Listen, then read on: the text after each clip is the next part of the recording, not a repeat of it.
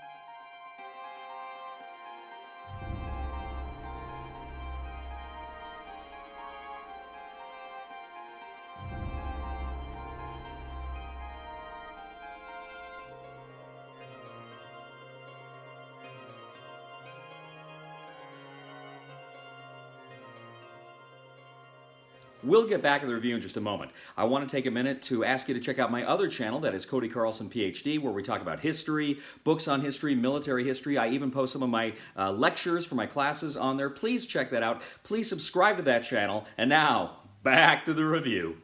In 1212, Las Navas de Tolosa from Draco Ideas, two players take on the roles of either the Christian army or the Muslim army in Spain as they attempt to defeat each other on the field of battle and dominate the region.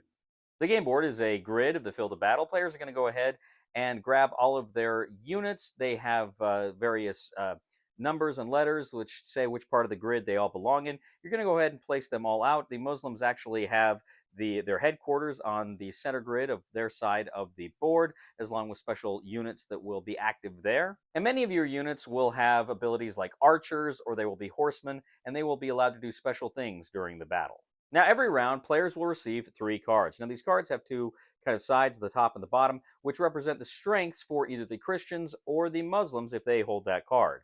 Now, the first thing you're going to do is players are going to select an initiative card. They each have their initiative card in hand. Once they're ready, they both reveal them. Whoever has the highest initiative rating for their side will win initiative for that round. Players will then play their other cards to the board. Now, depending on the number that represents their side, that is how many actions they will have for that turn. Now, every square can only ever have 3 units, and you can never have a unit from each side. And if one side has 1 unit there, then that is considered their side. Now, on your turn, again, as I say, you can do different things. You can move. Now, there is a rule where the units in the king's column for the Christians cannot leave that column. They must stay in that column.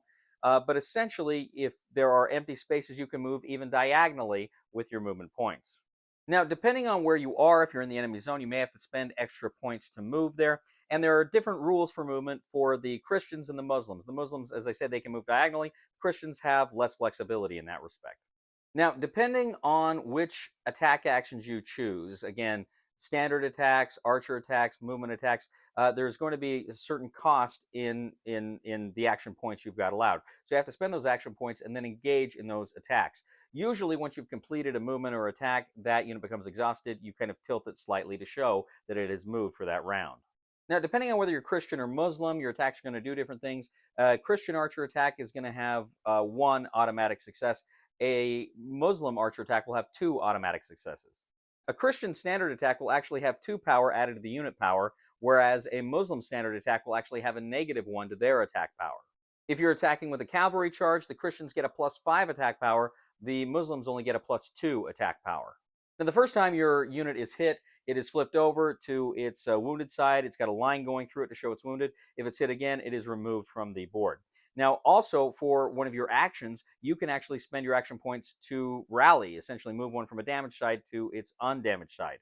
You can also pay to swap initiative cards. So if your enemy has an initiative card that has a high value for you, you can actually pay to swap that and take it into your area, which will be available to you on your turn.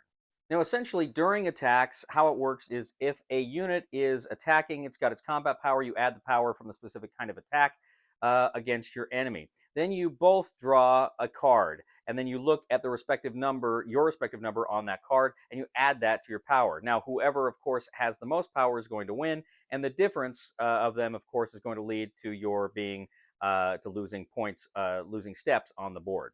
Now, there are a limited number of cards, so you may have to play through the card deck a few times, which it also becomes kind of a memory game. Okay, do I think I can draw a card that will be advantageous to me or to him after you play through it a few times? Now, the Christians win if ever they can succeed in eliminating the Caliph unit from the board, and the Muslims will win if ever the Christians have less than 4 units on the board and they're not occupying any Muslim territory. Now, either side may win if they occupy twice as many zones as the other side does. They will win immediately. So whoever manages to complete their victory conditions first wins. 12-12, Las Navas de Tolosa. 12-12 here. This is a game that's been on my radar for a while, and I've actually had a copy of this game now for several months, maybe the better part of a year. They sent this to me, and this is one that just kind of fell through the cracks. I had it on my shelf, and I unpacked it, and I think, oh yeah, I got to get to that one, and I just haven't. So apologies for not getting this one up sooner. This is one that I thought looked very interesting. It's a very light game. It's a very simple game. It's a simple game to learn. It's a simple game to play.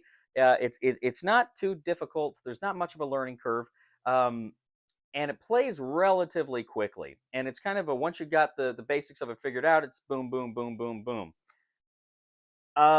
Now, I should point out there's more stuff going on here. I just kind of scratched the surface. There are some more things going on here. There's special kinds of attacks that can be made, special kinds of units on the board. And you can also play with an advanced variant where you get these special cards that you can trigger special events. I recommend playing it with those cards. So there's a lot of nuance here than just these basic rules, which I'm relaying to you. There's plenty here. Ray and I played this the other night, and it's like I say, once you get into it, it moves pretty quick. And there's some real tough choices here. There's some real challenges here about, okay, how do I want to spend my attack points? What do I want to attack with? The Muslims definitely feel like they're playing defense in this game. They've got to protect the Caliph. Their standard attacks aren't quite as good. Their cavalry attacks aren't quite as good. Their archers are better.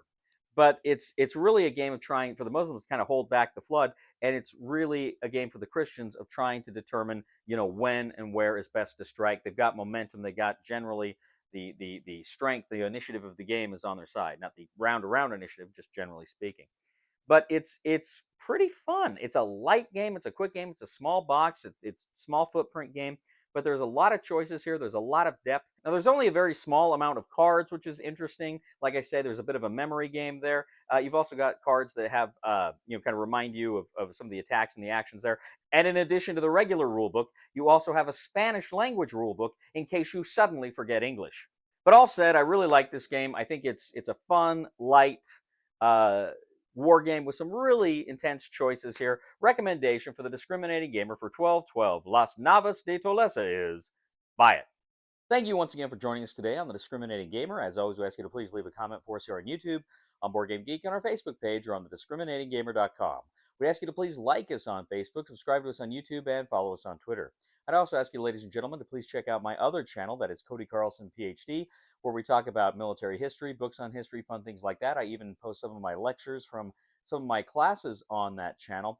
Please check that out and subscribe. It would mean a lot to me. Please also give us a thumb on Board Game Geek for this video. And if you really do appreciate what we do in this channel, I'd ask you to humbly go ahead and click on the Super Thanks button and leave a tip. I asked Santa for a globe last Christmas, but I didn't get it. It would have meant the world to me. Please somebody help me on my feet again. And I don't know where I'm going, and I don't know where I've been. Please somebody help me on the solid ground. It's a long time, and I'll be dying. Once a year I wind up in the band. Today, we're going to take a look at Twilight Struggle, a quasi-war game that claims to recreate the intrigue and suspense of the Cold War. That's right. Sean, I gotta tell you, I really love that Uncle Sam outfit and the way you've really gotten into the spirit of this game. Thanks, Cody. And I like how you've really gotten into the spirit of the game with your drab, humble communist clothing, your round, Khrushchev-like face, that blank stare that just screams public education, your propensity to always split the bill perfectly even, although we know that you ate more onion rings than the rest of us, and your unwillingness to name names even though you are full aware who egged my car last week, and your complete lack of overall hygiene that will ensure that no one ever loves you. You have really brought the whole feel of communism to the table. Well, anyway, on with the review. Yeah, let's review the game now.